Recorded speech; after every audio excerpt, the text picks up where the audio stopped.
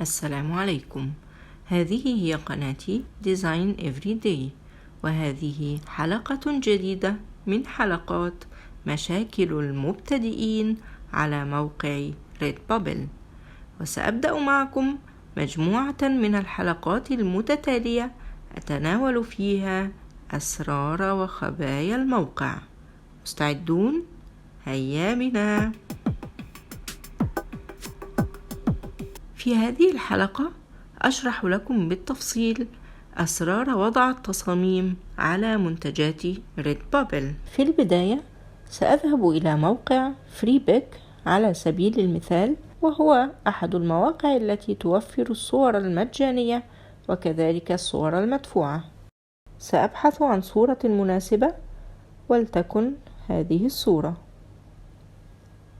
ثم أبدأ بالتحميل عن طريق الضغط على Free Download.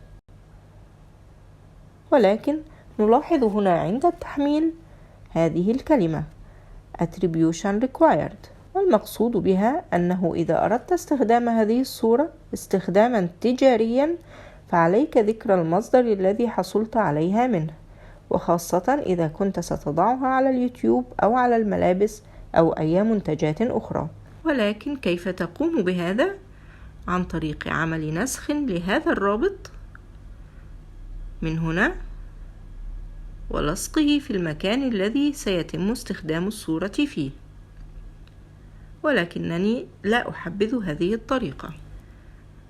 وفي الحقيقة فإنه في السابق لم يكن هذا الأمر يمثل مشكلة كبيرة مثل هذه الأيام بسبب ازدياد أعداد المصممين، وربما بسبب الكثير من التجاوزات التي يقوم بها البعض.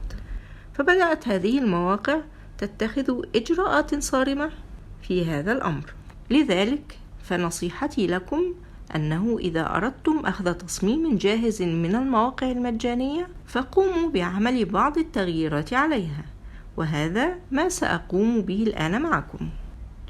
الآن سأقوم بفتح ملف التصميم الذي قمت بتحميله، وكما ترون فالتصميم يتوفر كصورة بامتداد JPG أو كملف عمل على برنامج الإليستريتور أو الفوتوشوب. حسنا، الآن سأقوم بفتح برنامج الإليستريتور وعمل بعض التعديلات البسيطة التي يمكن لأي مبتدئ تعلمها، وأدعوكم جميعا لتعلم هذا البرنامج الممتع حقا. سأفتح ملفا جديدا بالمقاسات المطلوبة في الموقع، وهي كحد أدنى بالتقريب 3000 بكسل في 4000 بكسل. ثم نختار الألوان بصيغة CMYK، وهذا هو الاختيار المناسب للطباعة. وأما الاختيار الآخر وهو RGB فتكون مناسبة لتصميم المواقع وما إلى ذلك. ونختار Resolution 300 ونبدأ العمل. هذا هو الملف الجديد، وهذه هي الصورة التي قمت بتحميلها. أبدأ ببعض التعديلات عليها. أولا أقوم بعمل Ungroup للصورة، ثم أزيل الخلفيات الموجودة في الصورة حتى تصبح بدون خلفية، ثم أضغط Copy من هنا أو Ctrl+C من الكيبورد، وأذهب إلى ملف العمل وأقوم باللصق من هنا أيضا أو Ctrl+V من الكيبورد. لن أستخدم نفس الكلمة، سأكتب كلمة جديدة وليكن 2022، وأقوم باختيار الخط الذي يعجبني وأغير اللون، وأكتفي بهذا التعديل، ثم أذهب لحفظ الصورة. فايل، اكسبورت، أقوم باختيار امتداد الصورة، والاختيار المتاح في الموقع هو إما PNG أو JPG، ولكن بالنسبة لهذا التصميم يكون المناسب هو PNG حتى تظهر الصورة بدون خلفية على المنتجات كما قلت لكم. سأذهب إلى ريدبابل وأضغط على أيقونة الحساب الخاصة بي فتظهر لي Add New Work. أضغط هنا New Work وأقوم بتحميل الصورة. ها هو التصميم يظهر على جميع المنتجات. ونبدأ في هذا الفيديو بتنسيق هذه المنتجات الثلاث. نبدأ بالتيشيرت الأول، ونلاحظ هنا هذا الزر. إذا كان هذا الزر غير مفعل فهذا يعني أن الرسم كبير جدا أو صغير جدا وغير مناسب للتيشيرت، لذلك عندها نقوم بتفعيل الزر ونبدأ بالتعديل. ولكن في حالتنا هذه كان الزر مفعل. نلاحظ أيضا أنه قد كتب تحت المنتج هذا الرقم وهو 9 إلى 12، ومعناه أن هذا المنتج يتوفر منه 12 منتجا، ولكن الذي تم تفعيله هو 9 منتجات فقط. فأين ذهبت الثلاث منتجات الأخرى؟ سنرى. نضغط Edit فتظهر لنا هذه الخيارات: Replace Design، أي يمكنك تغيير الصورة وتحميل صورة أخرى مختلفة خاصة بهذا المنتج فقط. ثم Style، يستعرض لك هنا المنتجات الموجودة تحت هذا البند وأشكالها والألوان المتوفرة لكل شكل.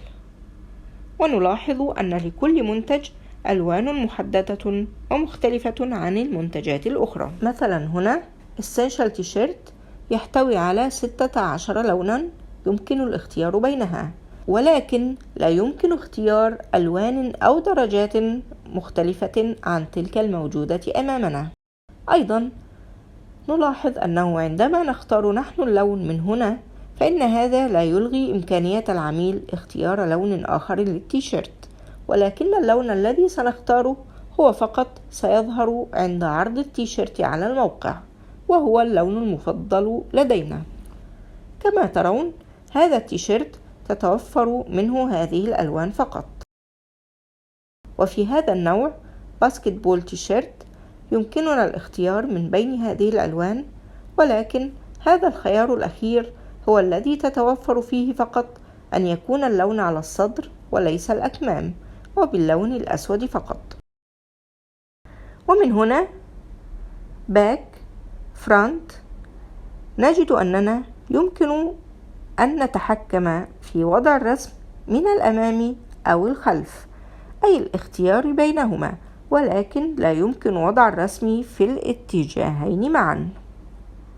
ولكن علينا الانتباه أنه عند اختيار وضع الرسم من الخلف فإنه لا يمكن تعديل هذا الخيار عند شراء العميل للتيشيرت، وعلى العكس من ذلك فإنه عندما تضع الرسم من الأمام فإن العميل يمكنه الاختيار عند الشراء. ثم نقوم بتعديل مقاسات الصورة بالتكبير أو بالتصغير من هنا كما نريد، ولكن نراعي وجود هذه الحدود فلن تظهر أجزاء الصورة التي خرجت خارج هذا الإطار. ومن هنا نقوم بتعديل وضع الصورة أفقيا ورأسيا، وهذا الرقم يذكر لنا الموقع مقاسات الصورة المناسبة، حيث يمكنك تحميل صورة لكل منتج إذا أردت ذلك بالمقاس المناسب لها. حسنا، نعود لهذا الرقم الذي ذكرته لكم في البداية وقلت أن هناك 3 منتجات مفقودة، والآن نذهب للبحث عنها. من هذه العلامة نجد هنا أن جميع المنتجات التي شاهدناها قد تم تفعيلها فعلا، ما عدا هذه 3 منتجات وهي ملابس الأطفال. فإذا كان التصميم مناسبا للأطفال فقوموا بتفعيلها بهذا الشكل فقط من هذا المربع. وأيضا يمكننا اختيار اللون الذي سيظهر به المنتج على ملابس الأطفال من بين هذه الألوان المتوفرة فقط.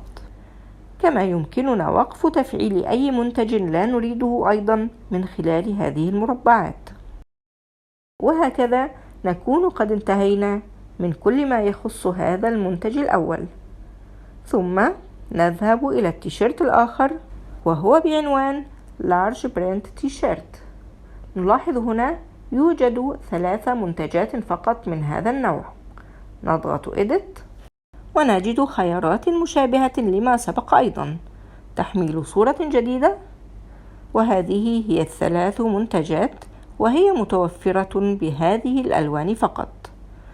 ويتميز هذا التيشيرت عن التيشيرت السابق بأن الرسم يمكن أن يملأ مساحة أكبر على الصدر.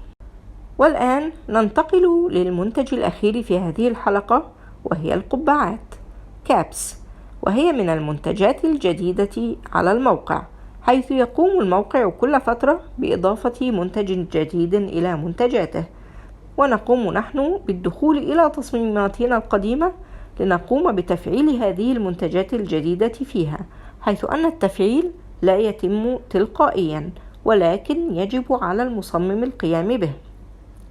وعند تنسيق القبعات نرى أنه لا توجد خيارات كثيرة. كل ما نفعله هو تعديل حجم الرسم بحيث يظهر بطريقة جيدة على المنتج كما نرى، ونختار الألوان على النوعين الموجودين، وهي باسكتبول هات وداد هات. حسنا، سأكتفي بهذه التنسيقات لهذه المنتجات ال3 وأقوم بوقف تفعيل باقي المنتجات لنناقشها بالتفصيل في الحلقة القادمة بإذن الله.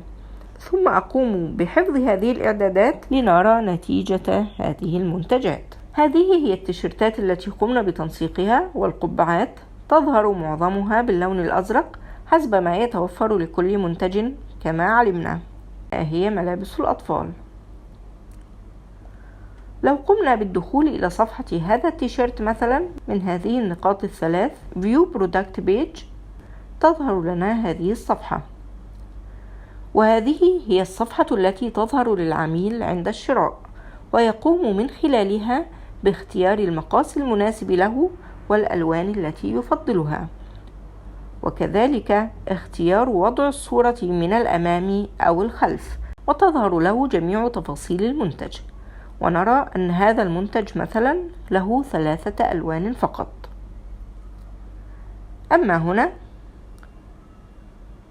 فنجد أن خيارات الألوان متعددة ويمكن الاختيار منها كما نريد، ولكن من خلال 16 لونا فقط. والآن نعود إلى صفحة عرض المنتجات، ويمكن من هنا من خلال زر Edit الدخول إلى صفحة التنسيق مرة أخرى وتعديل أي خيارات نراها غير مناسبة. مثلا يمكن تعديل اللون. سأختار اللون الوردي ثم أقوم بالحفظ.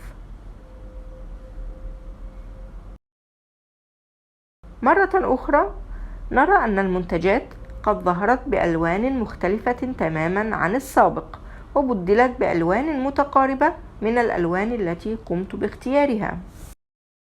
سأتوقف عند هذا الحد من هذه الحلقة، وأتابع معكم في الحلقات القادمة باقي التنسيقات والأسرار الصغيرة التي تجعل من العمل في تصميم المنتجات عملا ممتعا وجميلا.